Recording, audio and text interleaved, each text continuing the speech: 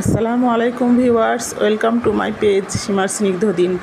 মেথি দিয়ে রান্না গরুর মাংস ভুনা, অসাধারণ রেসিপিটি আপনারা এভাবে বানিয়ে খেয়ে দেখবেন, তারপর জানাবেন। এখানে আমি 3 পোয়া গরুর মাংস নিয়ে নিয়েছি। পেঁয়াজ কুচি দিয়ে দিলাম 1 কাপ, রসুন কোয়া দিয়ে দিলাম আমি 2টি বড়, তেজপাতা, গরম মশলা, কাঁচামরিচ সব একসাথে দিয়ে দিলাম। দিয়ে দিচ্ছি শুকনা মরিচ, গোটা শুকনা মরিচ ভেঙে দিয়ে দিলাম।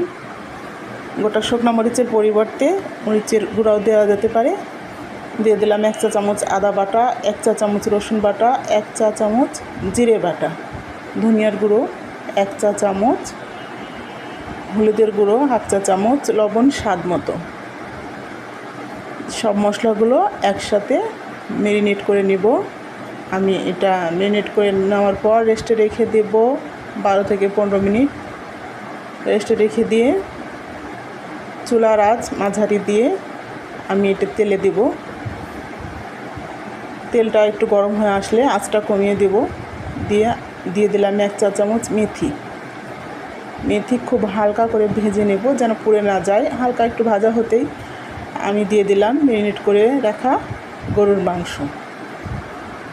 মাংস। ভালো করে 2 থেকে 3 মিনিট একটু কষিয়ে নেব, হালকা মাঝারি আঁচে।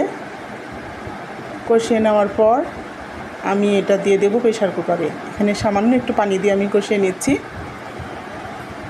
কষানো হয়ে আসলে প্রেশার কুকারে দিয়ে দেব 7 থেকে 8টা সিটি দিয়ে দেব।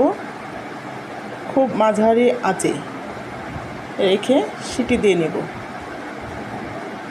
কড়াইটা মশলা ছিল, ওগুলো ধুয়ে একটু পানি দিয়ে দিলাম, খুব সামান্য পরিমাণ, খুব বেশি পানি দেব না, মাংস থেকে পানি বেরিয়ে আসবে।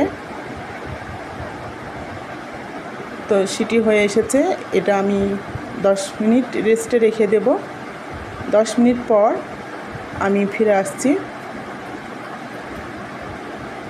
কড়াইয়ে মাংসগুলো ঢেলে দেব।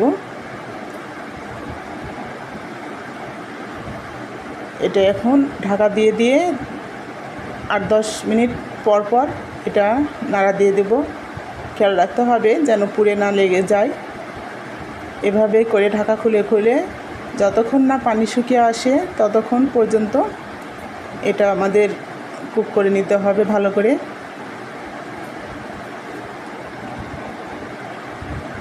মাংস কষানো হয়ে এসেছে, বাস তৈরি হয়ে গেল মেথি দিয়ে গরুর মাংস ভুনা। রেসিপিটি আপনাদের ভালো লেগে থাকলে আমাকে ফলো এবং সাবস্ক্রাইব করুন। আল্লাহ হাফেজ।